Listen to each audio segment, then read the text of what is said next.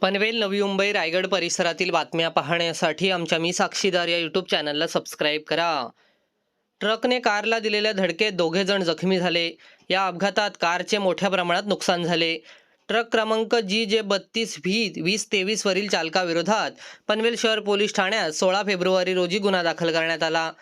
ओमकार जगदीश घरत हे कोणगाव येथे राहत असून 15 फेब्रुवारी रोजी संध्याकाळी 7:30च्या सुमारास ते शुभम सुरेश घरत यांच्यासोबत कोणगाव येथून कासारभट पनवेल येथे इनोवा क्रिस्टा कार क्रमांक MS46B207675 घेऊन जात होते.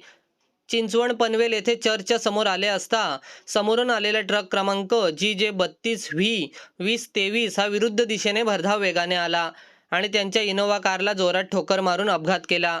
या अपघातामध्ये कारची एअरबॅग निघाल्याने ओमकार घरत याला किरकोळ दुखापती झाल्या. त्यांच्यासोबत असलेले शुभम सुरेश घरत हा या अपघातात गंभीर जखमी झाला. शुभम घरत यांना गांधी हॉस्पिटल पनवेल येथे दाखल करण्यात आले. त्यानंतर बेलापूर येथे नेण्यात आले. या अपघातात कारचे मोठे नुकसान झाले आहे.